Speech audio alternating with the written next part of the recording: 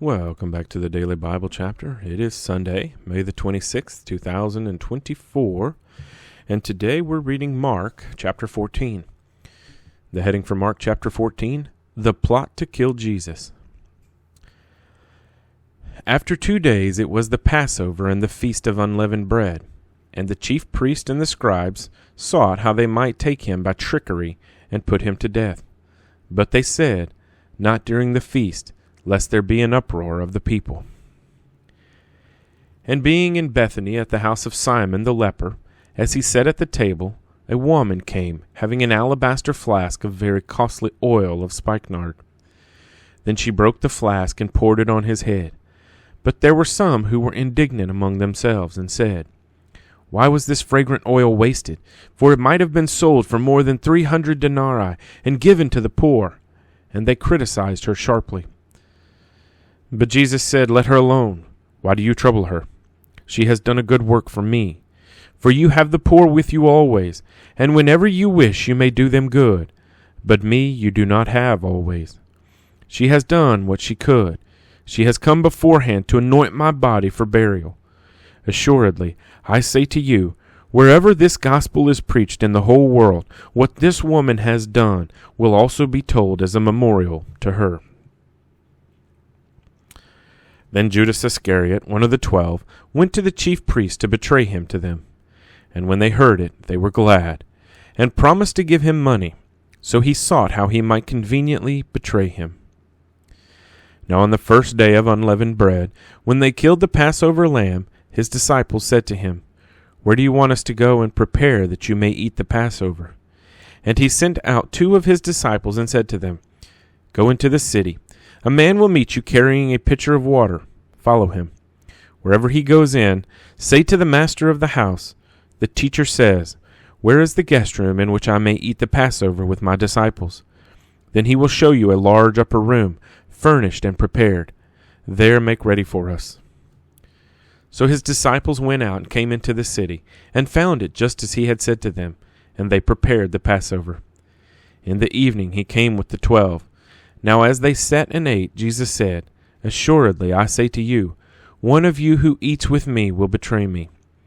And they began to be sorrowful, and say to him one by one, Is it I? And another said, Is it I? He answered and said to them, It is one of the 12, who dips with me in the dish. The Son of Man indeed goes just as it is written of him. But woe to that man by whom the Son of Man is betrayed. It would have been good for that man if he had never been born. And as they were eating, Jesus took bread, blessed and broke it, and gave it to them, and said, Take, eat, this is my body. Then he took the cup, and when he had given thanks, he gave it to them, and they all drank from it.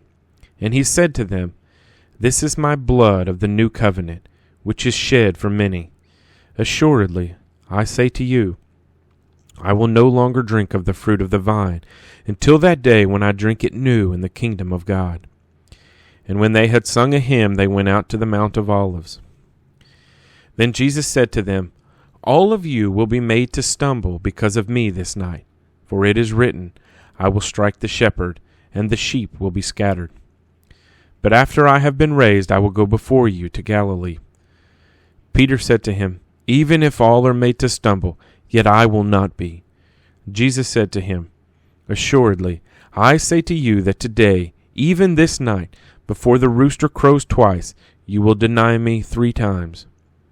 But he spoke more vehemently, If I have to die with you, I will not deny you. And they all said likewise. Then they came to a place which was named Gethsemane, and he said to his disciples, Sit here while I pray. And he took Peter, James, and John with him, and he began to be troubled and deeply distressed. Then he said to them, My soul is exceedingly sorrowful, even to death. Stay here and watch. He went a little further, and fell on the ground, and prayed that if it were possible, the hour might pass from him. And he said, Abba, Father, all things are possible for you. Take this cup away from me. Nevertheless, not what I will, but what you will. Then he came and found them sleeping, and said to Peter, Simon, are you sleeping? Could you not watch 1 hour? Watch and pray, lest you enter into temptation. The spirit indeed is willing, but the flesh is weak." Again he went away and prayed, and spoke the same words.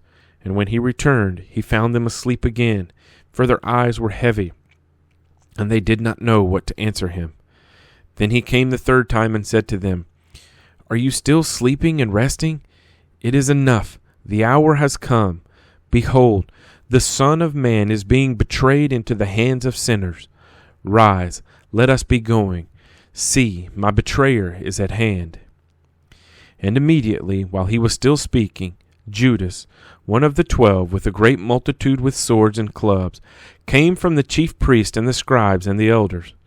Now his betrayer had given them a signal, saying, "Whomever I kiss, he is the one.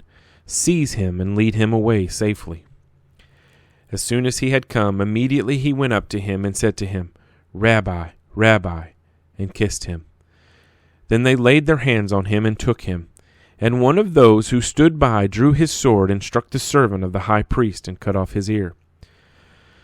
Then Jesus answered and said to them, "Have you come out as against a robber with swords and clubs to take me? I was daily with you in the temple teaching, and you did not seize me, but the scriptures must be fulfilled." Then they all forsook him and fled. Now a certain young man followed him, having a linen cloth thrown around his naked body. And the young men laid hold of him, and he left the linen cloth and fled from them naked. And they led Jesus away to the high priest, and with him were assembled all the chief priests, the elders, and the scribes. But Peter followed him at a distance, right into the courtyard of the high priest, and he sat with the servants and warmed himself at the fire. Now the chief priests and all the council sought testimony against Jesus to put him to death, but found none. For many bore false witness against him, but their testimonies did not agree. Then some rose up and bore false witness against him, saying, "We heard him say, 'I will destroy this temple made with hands, and within 3 days I will build another made without hands.' But not even then did their testimony agree. And the high priest stood up in the midst and asked Jesus, saying, 'Do you answer nothing? What is it these men testify against you?' But he kept silent and answered nothing. Again the high priest asked him, saying to him, 'Are you the Christ, the Son of the Blessed?' Jesus said, 'I am, and you will see the Son of Man sitting at the right hand of the power, and coming with the clouds of heaven.' Then the high priest tore his clothes and said, 'What further need do we have of witnesses? You have heard the blasphemy. What do you think?' And they all condemned him to be deserving of death. Then some began to spit on him, and to blindfold him, and to beat him, and say to him, 'Prophesy!'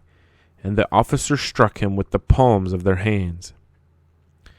Now as Peter was below in the courtyard, one of the servant girls of the high priest came, and when she saw Peter warming himself, she looked at him and said, 'You also were with Jesus of Nazareth.'